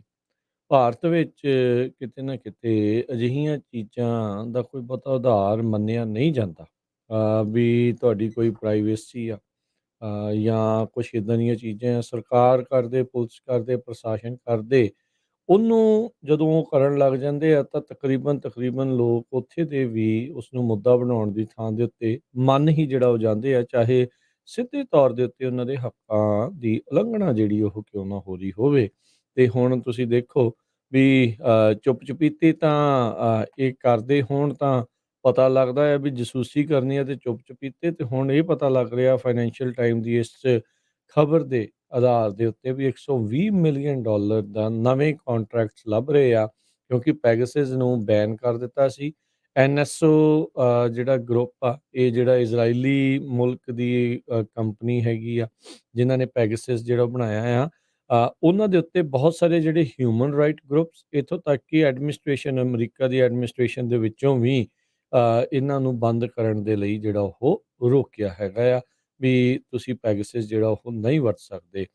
ਇੰਡੀਆ ਦਾ ਜਿਹੜਾ ਹੁਣ ਇਹ ਕਦਮ ਆ ਉਸ ਟਾਈਮ ਦੇ ਉੱਤੇ ਆਇਆ ਆ ਵੀ ਇਹ ਟੋਟਲੀ ਅਨਰੈਗੂਲੇਟਿਡ ਆ ਇਹ ਟੈਕਨੋਲੋਜੀ ਹੈਗੀ ਤਾਂ ਤਗੜੀ ਆ ਪਰ ਐਵੀਡੈਂਸ ਇਹੀ ਮਿਲ ਰਿਹਾ ਆ ਹੁਣ ਤੱਕ ਵੀ ਜਿੱਥੇ ਜਿੱਥੇ ਵੀ ਦੁਨੀਆ ਭਰ ਦੇ ਵਿੱਚ ਇਹ ਵਰਤੇ ਗਏ ਆ ਉਹ ਟੋਟਲੀ ਅਬਿਊਜ਼ ਕੀਤਾ ਗਿਆ ਆ ਵੀ ਤੁਸੀਂ ਆਪਣੇ ਸਿਆਸੀ ਵਿਰੋਧੀਆਂ ਦੇ ਲਈ ਜਾਂ ਅਜਿਹੀਆਂ ਜਿਹੜੀਆਂ ਭਾਈਚਾਰੇ ਅਜਿਹੀਆਂ ਜਮਾਤਾਂ ਦੇ ਉਲਟ ਜਿਹੜੇ ਸਪਾਈਵੇਅਰ ਨੂੰ ਜਿਹੜਾ ਆ ਉਹ ਉਹਨਾਂ ਨੇ ਟਾਰਗੇਟ ਕੀਤਾ ਜਿਹੜੇ ਉਹਨਾਂ ਨੂੰ ਚੁਣੌਤੀ ਦਿੰਦੇ ਆ। ਸੋ ਇੰਡੀਆ ਨੇ ਕਦੀ ਵੀ ਇਹ ਮੰਨਿਆ ਤਾਂ ਨਹੀਂ ਪਬਲਿਕਲੀ ਮੰਨਣਗੇ ਵੀ ਕਿਉਂ ਵੀ ਇਸ ਦੇ ਵਿੱਚ ਕਿਉਂਕਿ ਉਹਨਾਂ ਦੀ ਹੀ ਜਿਹੜੀ ਕਹਿ ਲਓ ਵੀ ਬੇਇੱਜ਼ਤੀ ਆ ਵੀ ਉਹ ਐਨਐਸਓ ਦੇ ਜਿਹੜੇ ਕਸਟਮਰ ਆ ਪਰ ਇਹ ਜਿਹੜਾ ਸੌਫਟਵੇਅਰ ਆ ਕੰਪਨੀ ਦਾ ਉਹ ਕਈ ਜਰਨਲਿਸਟ ਜਿਹੜੇ ਅਕੈਡਮਿਕਸ ਜਿਹੜੇ ਅਕਾਦਮੀ ਦੇ ਵਿੱਚ ਪੜ੍ਹਾਈ ਲਿਖਾਈ ਵਾਲੇ ਜਿਹੜੇ ਚਾਹੇ ਉਹ ਪ੍ਰੋਫੈਸਰ ਨੇ ਜਾਂ ਕੋਈ ਥਿੰਕ ਟੈਂਕ ਵਾਲੇ ਆ ਆਪੋਜੀਸ਼ਨ ਲੀਡਰਸ ਆ ਉਹਨਾਂ ਦੇ ਫੋਨਸ ਦੇ ਵਿੱਚ ਇਹ ਪਾਇਆ ਗਿਆ ਸੀਗਾ। ਸੋ ਕਹਿੰਦੇ ਵੀ ਪੈਗਾਸਸ ਕਿਸੇ ਵੀ ਫੋਨ ਨੂੰ ਜਿਹਦੇ ਵਿੱਚ ਸਪਾਈਵੇਅਰ ਉਹ ਪਾ ਦਿੱਤਾ ਜਾਂਦਾ ਉਹਨੂੰ ਸਰਵੇਲੈਂਸ ਡਿਵਾਈਸ ਦੇ ਵਜੋਂ ਉਹਨੂੰ ਤਬਦੀਲ ਕਰ ਦਿੰਦਾ ਆ ਚਾਹੇ ਤੁਸੀਂ WhatsApp ਦੇ ਮੈਸੇਜ ਜਿਹੜੇ ਕਿ ਇਨਕ੍ਰਿਪਟਡ ਹੁੰਦੇ ਆ ਜਾਂ ਸਿਗਨਲ ਇੱਕ ਜਿੱਦਾਂ WhatsApp ਦੀ ਤਰਜ਼ ਦੇ ਉੱਤੇ ਚੱਲਿਆ ਸੀਗਾ ਉੱਦਾਂ ਉਹਨਾਂ ਨੂੰ ਵੀ ਜਿਹੜਾ ਉਹਦੀ ਇਨਕ੍ਰਿਪਸ਼ਨ ਨੂੰ ਜਿਹੜਾ ਭੰਨ ਕੇ ਮੈਸੇਜਸ ਕੀ ਆਦਾਨ ਪ੍ਰਦਾਨ ਹੋਏ ਆ ਦੂਜੇ ਪਾਸੇ ਆਉਣੇ ਜਾਣੇ ਹੋਏ ਆ ਮੈਸੇਜ ਉਸ ਦੇ ਉੱਤੇ ਆ। ਸੋ ਇਹ ਜਿਹੜੀ ਇਸ ਟਾਈਮ ਜਿਹੜੀ ਚਰਚਾ ਨਾਲ ਦੁਨੀਆ ਭਰ ਦੇ ਵਿੱਚ ਚੱਲ ਰਹੀ ਆ ਵੀ ਦੁਨੀਆ ਭਰ ਦੇ ਵਿੱਚ ਜਿਹੜਾ ਗਲੋਬਲ ਸਪਾਈਵੇਅਰ ਦੀ ਜਿਹੜੀ ਇੰਡਸਟਰੀ ਆ ਉਹ ਇਸ ਟਾਈਮ ਬਹੁਤ ਤੇਜ਼ੀ ਦੇ ਨਾਲ ਵੱਧ ਰਹੀ ਹੈਗੀ ਆ। ਡਿਜੀਟਲੀ ਕਿੱਦਾਂ ਲੋਕਾਂ ਦੇ ਉੱਤੇ ਨਜ਼ਰ ਰੱਖੀ ਜਾਵੇ ਉਹ ਇਸ ਟਾਈਮ ਇਹ ਸਾਹਮਣੇ ਜਿਹੜੀ ਉਹ ਆ ਰਹੀ ਹੈਗੀ ਆ ਜਿੰਦੇ ਯੂਐਸ ਨੇ ਇਹਨਾਂ ਸਪਾਈਵੇਅਰਸ ਨੂੰ ਬੰਦ ਕਰਨ ਦੀ ਬੜੀ ਕੋਸ਼ਿਸ਼ ਜਿਹੜੀ ਉਹ ਕਰ ਰਹੇ ਆ। $12 ਬਿਲੀਅਨ ਦੀ ਇਸ ਟਾਈਮ ਇਹ ਇੰਡਸਟਰੀ ਬਣ ਚੁੱਕੀ ਆ ਜਿਸ ਦੇ ਵਿੱਚ ਹੁਣ ਇਸ ਟਾਈਮ ਇਸ ਬਾਜ਼ਾਰ ਦੇ ਵਿੱਚ ਭਾਰਤ ਘੁੰਮ ਰਿਹਾ ਆ ਵੀ ਸਾਨੂੰ ਇੱਕ ਵਧੀਆ ਸਪਾਈਵੇਅਰ ਹੋਰ ਮਿਲੇ ਤਾਂ ਜੋ ਅਸੀਂ ਆਪਣੇ ਵਿਰੋਧੀਆਂ ਦੇ ਉੱਤੇ ਨਜ਼ਰ ਜਿਹੜੀ ਆ ਹੋਰ ਤਿੱਖੀ ਰੱਖ ਸਕੀਏ। ਅਗਲੀ ਗੱਲ ਜਿਹੜੀ ਉਹ ਕਰਦੇ ਹਾਂ, ਕੇਂਦਰੀ ਜਾਂਚ ਏਜੰਸੀ ਨੇ ਗੋਲਡੀ ਬਰਾੜ, ਜਿਸ ਦਾ ਨਾਮ ਬਹੁਤ ਸਾਰੇ ਕਤਲकांड ਦੇ ਵਿੱਚ ਆਉਂਦਾ ਹੈ, ਜਿਸ ਵਿੱਚ ਸਿੱਧੂ ਮੂਸੇਵਾਲੇ ਦੇ ਕਤਲ ਦਾ ਮੁੱਖ ਸਾਜ਼ਿਸ਼ ਘਾੜੇ ਦੇ ਵਜੋਂ ਵੀ ਉਸ ਨੂੰ ਦੇਖਿਆ ਜਾਂਦਾ ਆ। ਜਾਂ ਉਹ ਉਸ ਦਾ ਜਿਹੜਾ ਨਾਮ ਉਸ ਪੱਧਰ ਤੇ ਆ, ਉਸ ਵੇਲੇ 28 ਜਿਹੜੇ ਗੈਂਗਸਟਰਾਂ ਦੀ ਜਿਹੜੀ ਸੂਚੀ ਆ, ਉਹ ਕੇਂਦਰ ਨੂੰ, ਸੈਂਟਰ ਨੂੰ ਜਿਹੜੀ ਉਹਨਾਂ ਨੇ ਦੇ ਦਿੱਤੀ ਆ। ਇਹਦੇ ਵਿੱਚ ਜਿਹੜੀ ਸੂਚੀ ਗ੍ਰਹਿ ਮੰਤਰਾਲੇ ਨੂੰ ਦਿੱਤੀ ਗਈ ਆ। ਇਹ ਜਿਹੜੇ ਗੈਂਗਸਟਰਸ ਆ, ਇਹਨਾਂ ਦਾ ਜਿਹੜਾ ਸੰਬੰਧ ਆ, ਉਹ ਪੰਜਾਬ, ਉੱਤਰ ਪ੍ਰਦੇਸ਼, ਦਿੱਲੀ, ਹਰਿਆਣਾ, ਰਾਜਸਥਾਨ ਦੇ ਨਾਲ ਹੋਰ ਕਈ ਰਾਜਾਂ ਦੇ ਵਿੱਚ ਹੈ। ਤੇ ਇਹ ਕਈ ਜਿਹੜੇ ਗੈਂਗਸਟਰ ਇਹ ਨੇ ਜਿਹੜੇ ਵਿਦੇਸ਼ 'ਚ ਰਹਿ ਕੇ ਭਾਰਤ ਵਿੱਚ ਟਾਰਗੇਟ ਕਿਲਿੰਗ, ਫਰੌਤੀਆਂ ਦੀ ਕਾਰਵਾਈਆਂ ਜਿਹੜੀਆਂ ਇੱਥੋਂ ਕਰ ਰਹੇ ਆ। ਜੇ ਚੁਣਿੰਦਾ ਨਾਮ ਦੱਸਦੇ ਜਾਈਏ ਵੀ ਇਹਨਾਂ ਗੈਂਗਸਟਰਾਂ ਨੂੰ ਭਾਰਤ ਲਿਆਉਣ ਦੀ, ਕਹਿੰਦੇ ਵੀ ਇੱਕ ਵਾਪਸ ਲਿਆਉਣ ਦੀ ਭਾਰਤ ਵਿੱਚ ਰਣਨੀਤੀ ਤਾਂ ਜਿਹੜਾ ਉਹ ਘੜ ਰਿਹਾ ਆ। ਵੱਡੇ ਪੱਧਰ ਦੇ ਉੱਤੇ ਇਹਨਾਂ ਗੈਂਗਸਟਰਾਂ ਦੇ ਵਿੱਚ ਜਿਹੜੇ ਨਾਮ ਆ ਰਹੇ ਆ, ਗੋਲਡੀ ਬਰਾੜ, ਅਨਮੋਲ ਬਿਸ਼ਨੋਈ, ਕੁਲਦੀਪ ਸਿੰਘ UAE, ਜਗਜੀਤ ਸਿੰਘ ਮਲੇਸ਼ੀਆ, ਧਰਮ ਅਮਰੀਕਾ, ਰੋਹਿਤ ਗੁਦਾਰਾ ਤੇ ਹੋਰ ਜਿਹੜੇ ਨਾਮ ਇਸ ਦੇ ਵਿੱਚ ਆ ਰਹੇ ਆ। ਸੋ ਕੇਂਦਰੀ ਜਾਂਚ ਏਜੰਸੀ ਨੇ ਇਹ 28 ਗੈਂਗਸਟਰਾਂ ਦੀ ਜਿਹੜੀ ਸੂਚੀ ਆ, ਗ੍ਰਹਿ ਮੰਤਰਾਲੇ ਨੂੰ ਜਿਹੜੀ ਉਹ ਦੇ ਦਿੱਤੀ ਹੈਗੀ ਆ। ਹੈਰਾਨੀ ਇਹ ਹੋ ਰਹੀ ਹੈ। ਚਲੋ, ਜਿਹੜੇ ਗੈਂਗਸਟਰਸ ਦੀ ਜੇ ਹੁਣ ਗੱਲ ਕਰੀਏ ਤਾਂ ਮੈਂ ਦੇਖ ਰਿਹਾ ਸੀਗਾ ਵੀ ਭਾਰਤ ਦੇ ਜਿਹੜੇ ਮੁੱਖ ਨੈਸ਼ਨਲ ਮੀਡੀਆ ਆ, ਉਹ ਲਾਰੈਂਸ ਬਿਸ਼ਨੋਈ ਦੇ ਇਰਦ ਗਿਰਦ ਚੱਕਰ ਕੱਟ ਰਹੇ ਆ। ਉਸ ਨੂੰ ਹੁਣ ਇੱਕ ਨੈਸ਼ਨਲਿਸਟ, ਰਾਸ਼ਟਰਵਾਦੀ ਗੈਂਗਸਟਰ ਐਲਾਨ ਕੇ ਹੋ ਸਕਦਾ ਵੀ ਉਸ ਨੂੰ ਬਾਹਰ ਕੱਢਣ ਦੀ ਵੀ ਜਿਹੜੀ ਉਹ ਤਿਆਰੀ ਹੋਵੇ। ਰਿਪਬਲਿਕ ਵਰਗਾ ਬੇਹੂਦਾ ਚੈਨਲ ਜਿਹੜਾ ਆ, ਜਿਹੜਾ ਆਪਾਂ ਨੂੰ ਪਤਾ ਵੀ ਉੱਥੇ ਕਿੱਦਾਂ ਰੌਲਾ ਰੱਪਾ ਉਹ ਪਾਉਂਦੇ ਆ ਉਹਨਾਂ ਦੇ ਸ਼ੋਜ਼ ਦੇ ਉੱਤੇ, ਉਸ ਨੇ ਜਿਹੜੀ ਬਰੈਡਸ਼ਾਹ ਦੇ ਵਿੱਚ 2 ਗੁੱਟ ਜਿਹੜੇ ਆਪਸ ਦੇ ਵਿੱਚ ਲੜੇ ਸੀਗੇ, ਉਸ ਨੂੰ ਬਿਸ਼ਨੋਈ ਦੇ ਨਾਲ ਜਿਹੜਾ ਉਹ ਜੋੜ ਕੇ ਪੇਸ਼ ਕਰਨ ਦੀ ਕੋਸ਼ਿਸ਼ ਕੀਤੀ ਵੀ ਖਾਲਿਸਤਾਨੀ ਕਹਿੰਦੇ ਜੀ ਹੁਣ ਡਰ ਰਹੇ ਆ ਲਾਰੈਂਸ ਬਿਸ਼ਨੋਈ ਤੋਂ। ਉਹਨੇ ਇਹ ਇੱਕ ਨਵਾਂ ਐਂਗਲ ਜਿਹੜਾ ਲਾਰੈਂਸ ਬਿਸ਼ਨੋਈ ਤੇ ਖਾਲਿਸਤਾਨੀਆਂ ਨੂੰ ਆਮੋ-ਸਾਹਮਣੇ ਕਰਕੇ ਕਹਿੰਦੇ ਵੀ ਉਹ ਕਰ ਦਿੱਤਾ ਆ। ਲਾਰੈਂਸ ਬਿਸ਼ਨੋਈ ਨੂੰ ਉਹ ਹੁਣ ਇੱਕ ਹੀਰੋ ਦੇ ਵਜੋਂ ਗਰਦਾਨ ਰਹੇ ਆ। ਸੇਮ ਉਸੇ ਤਰੀਕੇ ਦੇ ਨਾਲ ਮਾਫੀਆਂ ਮੰਗਣ ਵਾਲਾ ਜਿਹੜਾ ਉਹਨਾਂ ਦਾ ਸਾਵਰਕਰ ਤੇ ਗਾਂਧੀ ਨੂੰ ਮਾਰਨ ਵਾਲਾ ਜਿਹੜਾ ਆ, ਆਪਾਂ ਦੇਖਦੇ ਆ ਵੀ ਗੋਡਸੇ, ਜਿਸ ਤਰੀਕੇ ਦੇ ਨਾਲ ਉਸ ਨੂੰ ਉਹ ਉਭਾਰ ਕੇ ਜਿਹੜਾ ਉਹ ਪੇਸ਼ ਕਰਦੇ ਆ।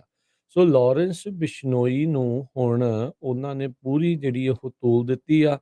ਉਹ ਆਪਾਂ ਦੇਖ ਰਹੇ ਹਾਂ ਵੀ ਕਿਸ ਤਰੀਕੇ ਦੇ ਨਾਲ ਜੇਲ੍ਹਾਂ ਦੇ ਵਿੱਚੋਂ ਆਰਾਮ ਦੇ ਨਾਲ ਇੰਟਰਵਿਊਆਂ ਦਿੰਦਾ ਆ। ਉਸ ਨੂੰ ਲੈ ਕੇ ਅਜੇ ਤੱਕ ਜੇਲ੍ਹਾਂ ਦੀ ਛਾਪੇਮਾਰੀ ਤਾਂ ਪਤਾ ਨਹੀਂ ਕੀਤੀ ਹੈ ਕਿ ਨਹੀਂ ਕੀਤੀ, ਜਾਂ ਉਸ ਮਸਲੇ ਨੂੰ ਹੁਣ ਠੰਡੇ ਬਸਤੇ 'ਚ ਪਾਉਣ ਦੀ ਜਿਹੜੀ ਉਹ ਤਿਆਰੀਆਂ ਚੱਲ ਰਹੀਆਂ ਆ।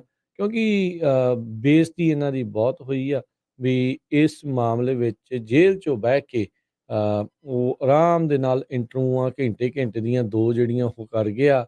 ਪਹਿਲੀ ਵਾਰੀ ਤਾਂ ਉਹਨਾਂ ਨੇ ਫੋਟੋ ਜਾਰੀ ਕਰ ਦਿੱਤੀ DGP ਸਾਹਿਬ ਨੇ ਵੀ ਆਹ ਦੇਖੋ ਜੀ, ਆਹ ਇੱਦਾਂ ਮੁੱਛਾਂ ਵੱਢੀਆਂ ਇਹਦੀਆਂ, ਇਹਦਾ ਸਿਰ ਵੱਢਿਆ, ਜਿਹੜੀ ਇੰਟਰਵਿਊ ਇਹ ਤਾਂ ਪੁਰਾਣੀ ਆ। ਅਗਲੇ 1 ਦਿਨ ਬਾਅਦ ਹੀ ਉਸੇ ਹੀ ਕੱਪੜਿਆਂ 'ਚ ਉੱਦਾਂ ਦੇ ਜਿਹੜੇ ਹੇਅਰ ਕੱਟ ਦੇ ਵਿੱਚ ਇੰਟਰਵਿਊ ਦੇ ਦਿੱਤੀ ਤੇ ਫਿਰ ਕਿੱਤਾ ਕਰਾਇਆ ਜਿਹੜਾ ਉਹ ਕੁਛ ਨਹੀਂ ਆ।